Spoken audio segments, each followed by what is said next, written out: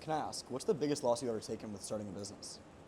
I lost $1 million 1 year. $1 million in 1 year? 1 year. I'm with Justin Waller. How's it going, Justin? Going well, going well. Nice. I appreciate you having me here tonight. And it's You nice got meeting me. you first off. You got me, man. You got me. You got on Thomas enough times, and you finally caught me at dinner. Yeah. So So here I have we a few are. questions to ask you. Do it. So where are you from originally? Louisiana. Louisiana. Yep. So how was the transition from Louisiana to Miami? It's a major transition.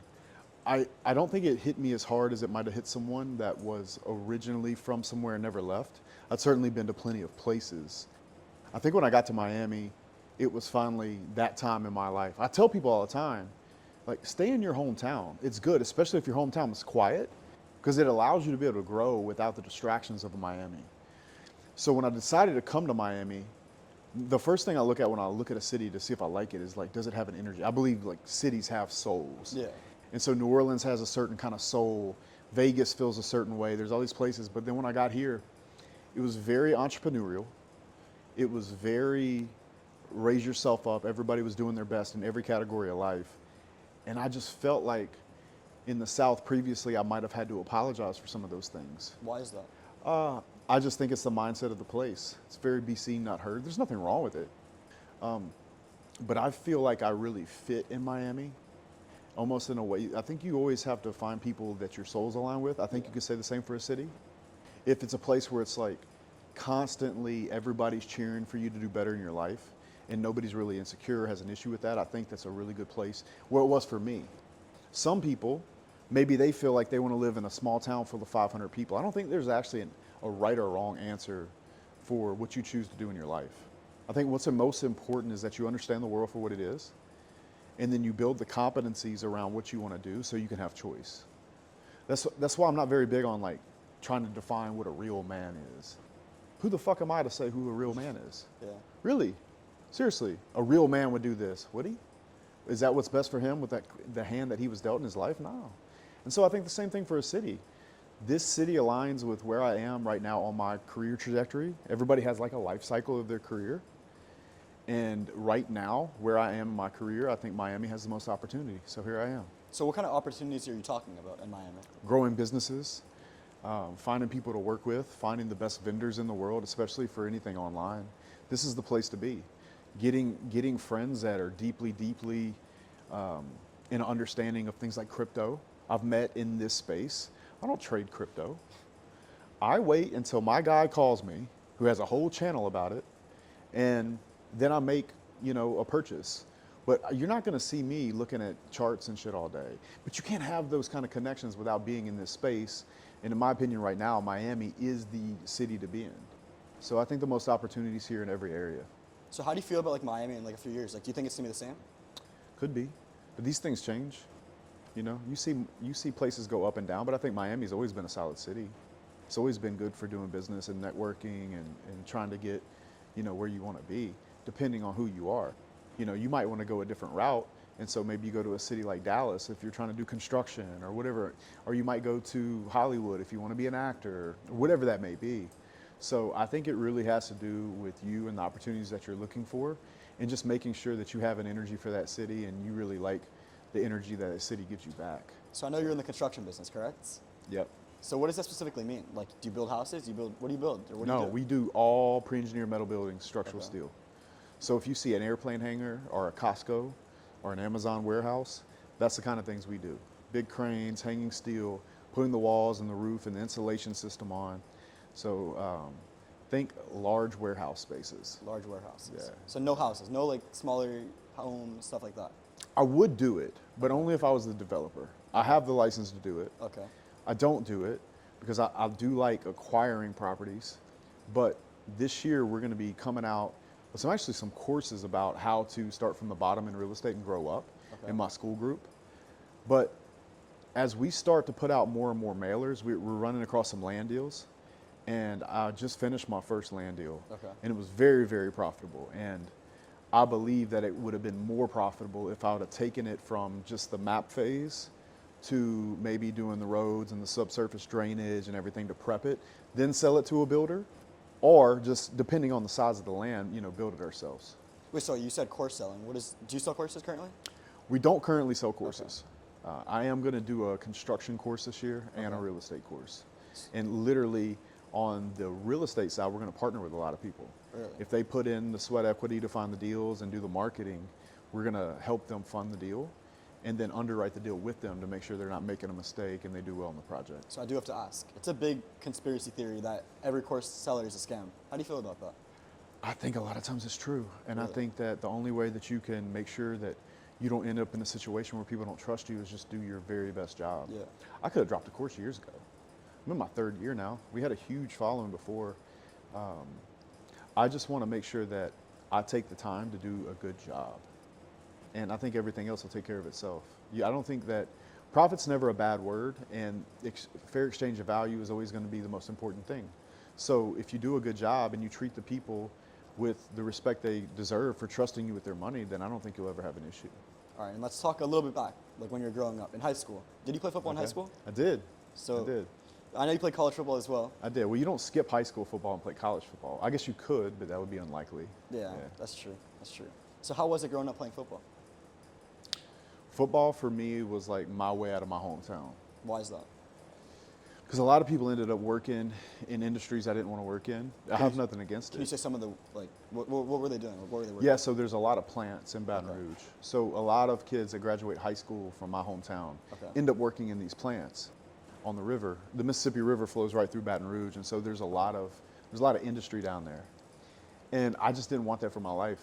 And the way I looked at football was it was going to be my way to get into college and to possibly get a job and go kind of leave my hometown and maybe go to Dallas or, Fort Worth or something like that and be a construction manager and make good money. So you were not planning on making the NFL?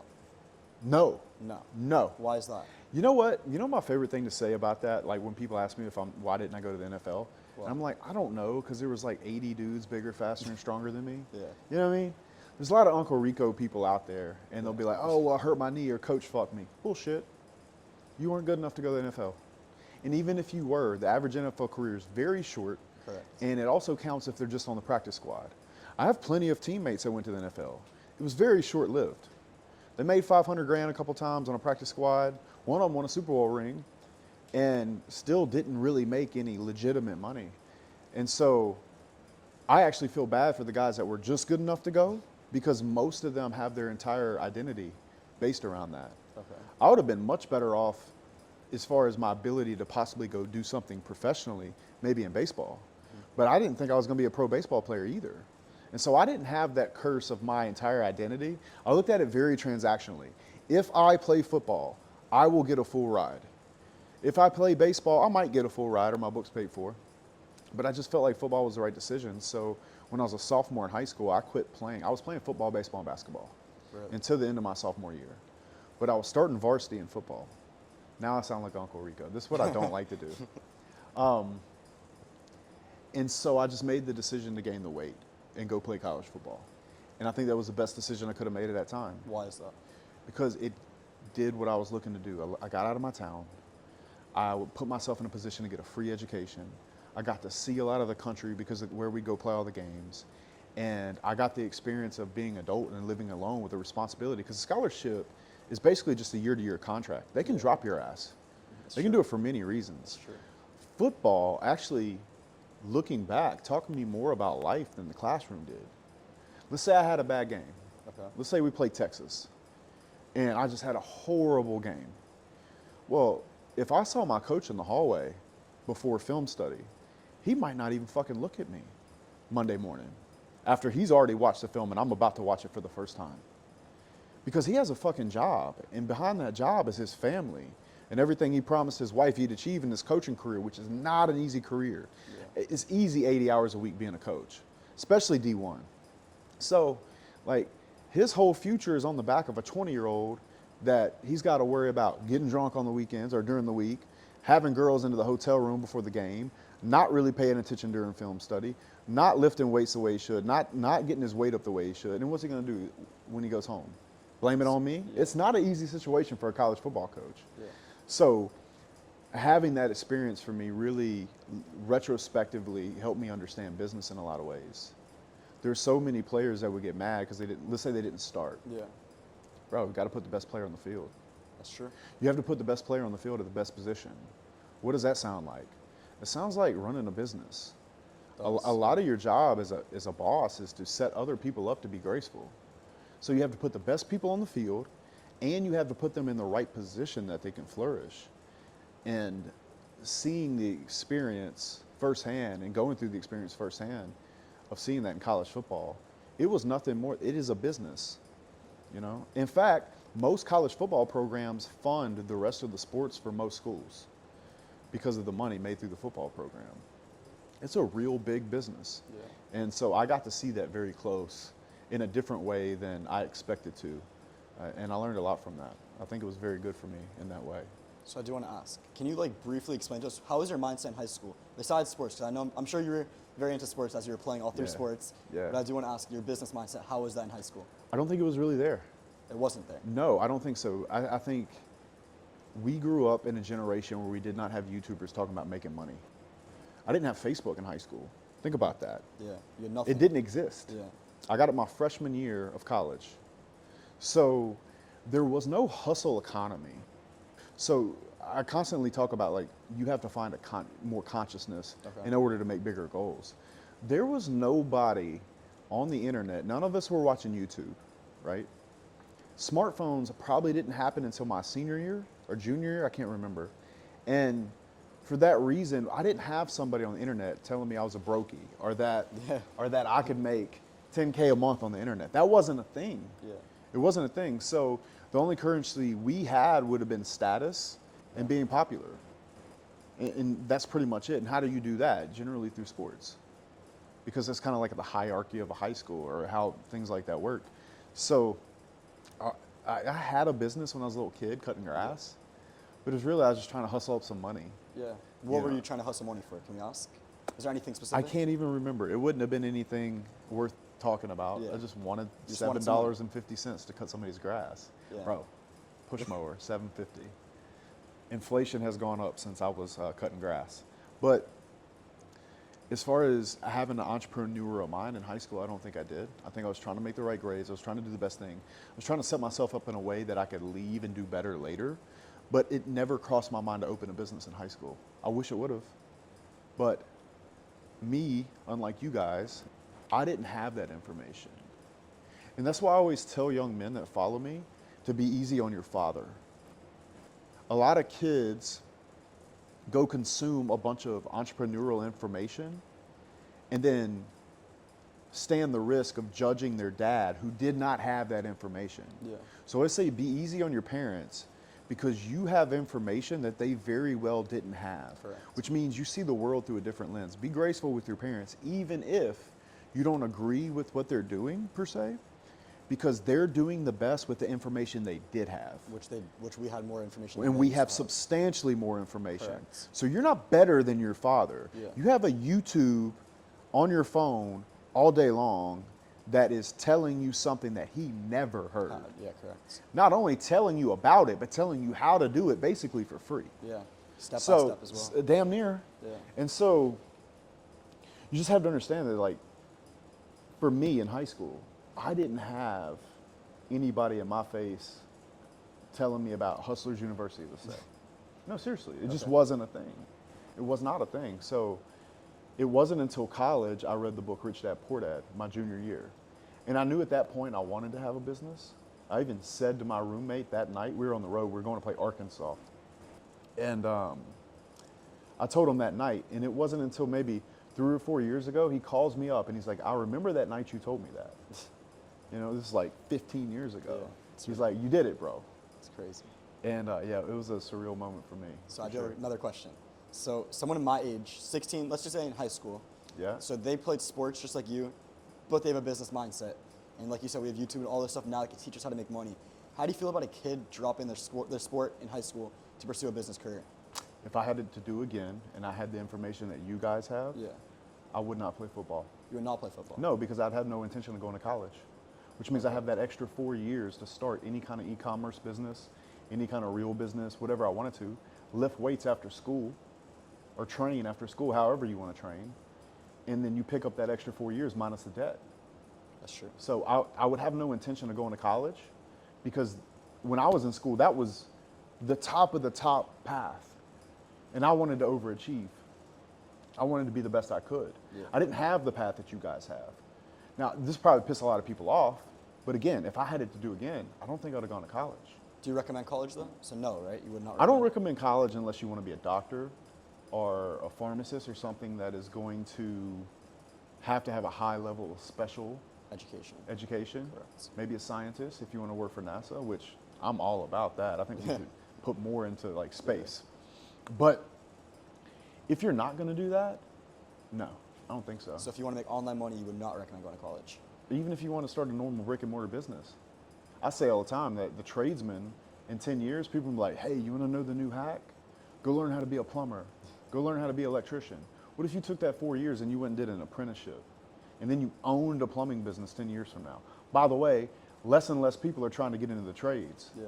Less and less intelligent people are certainly trying to get into the trades. If you're a smart guy with a good business mind, and you go into something that is not saturated at all, but everybody needs and it's already high ticket, an electrician, a plumber, and an HVAC guy, in the next 10 years, if you own one of those businesses, you're going to be killing the game. Wait, why is that? Why? Because less and less people are going into trades they're work. doing other stuff. Yeah. So it used to be maybe back in the day, you have 10 smart people, okay, but the internet was not so popular. They go become masons or electricians or house builders, or they start a dry cleaning business, or they start a manufacturing business where they're shipping products out. Most of that talent now is trying to figure out how to make money on the internet. So if you have a skill, like a trade skill, even concrete, any of the trades, I'm telling you in 10 years, there will be such opportunity for you. You'll be able to raise your prices. And honestly, in some ways, I think it'll even out the pay gap between like people that make money on the internet and people that work with their hands. I don't think it'll be substantial, but I do think it'll help a lot. I do. And that's what I hope happens. I really hope that happens. So why do you think most businesses fail now? I think businesses have always failed. Yeah, but what do you think is the main reason why a lot of businesses like don't make it? I believe that the individual that starts the business does not have the foresight to see that everything he sets up is going to break, and eventually it breaks him or her. Yeah. You have to be willing to solve problems all the time and fix things that are broken all the time, no matter how much work and effort you put into building those systems. It's not going away. Everything that can go wrong does go wrong oftentimes, and then it finally clicks. But you still have fires to put out. You still have problems. You still have systems that you build that break, or that you are proven that they're not going to work, or that you need more management to make work. There's always things like that. I have these things all the time. And I believe what makes somebody successful as an entrepreneur is not so much how smart they are, but how tough they are. How many times they're willing to take a deep breath, evaluate the situation, call a play, and go right back at it. Even if they put their heart into that system that broke, they still have to get up, dust themselves off, and fix it again and again and again and again. And basically what's happening is you're just going through a list of things that are going to happen to you over and over again, that if you solve for, eventually those things start going away. Now, you will grow into more problems, but the higher you get the business, it's like more the kind of problem you want to have. Can I ask, what's the biggest loss you've ever taken with starting a business? I lost $1 million 1 year. $1 million in 1 year? 1 year. It almost broke me too. Can we hear about it? Yeah, sure. So I was trying to scale. Okay. What business was this before? This was a steel business. Okay. I was trying to scale, and we had about 50 guys. Okay. And I hired a guy from another company, and he was supposed to, he was going to estimate and project manage. Okay. And he missed a bid by $250,000, and he came in, brought it to me, set it on my desk. He's like, I know we've already signed this contract, but I just realized some of the drawings. I think it's going to hurt us badly.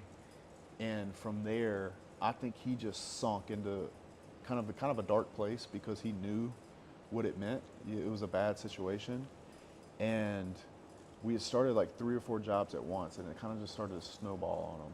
And I tried to get in and help, but we were getting to the size that we were getting close to more of 100 guys. And once we got into the work, and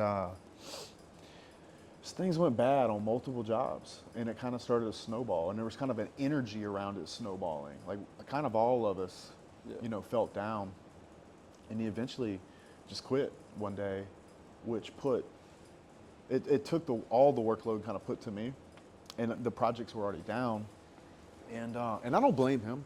I'm not trying to make it his fault. It's ultimately all my fault always. Yeah. I don't care what an employee does. It's always on you, because if you don't allow that, then you don't have control. Yeah. So it was my fault that it happened, but that energy and everything, it kind of got on me, and we lost $250,000 here, 175. It was multiple jobs. Yeah. And so it took me about 3 months of like really being on the edge of bankruptcy. And I think what hurt me about it was the fact that my whole identity was tied around being this young metal building stud. You know, Yeah. I was the youngest member on the Metal Building Contractors Directors That's Association. impressive. Like, all my heroes were gonna find out if I failed. Just my whole identity was this business. And the thought of me going bankrupt, it like really, it bothered me. And it was probably the most stressful time of my life. And what I ended up doing is kind of restructuring the way we do the business, the way we write the contracts, the way we do the comp. And I kind of created a machine that, I won't say it's innovated. I knew there was other guys doing it, but I think the way that we do it and the way that we're able to service it is completely different from everyone else, and that's why I think we're the best at it. So we still do metal buildings. We kind of do it in a different way, just contractually how it all works out. But when I did that and set those systems and those scripts and kind of reconfigured things after the business had kind of broken down, I kind of rebuilt it. Yeah. It only took me 8 months to pay that $1 million back. And then it's just been growing and growing and printing money ever since. And it was probably the biggest comeback of my life, Yeah. if I'm being honest. Because my whole identity was tied to that steel business. Yeah. It was everything. I'd worked on it for a decade. 10 years. Yeah, but around when that happened, we'll be in year 15 next year. But I'm telling you, man, like it hurt me because everything that I was as a person was tied up in that business.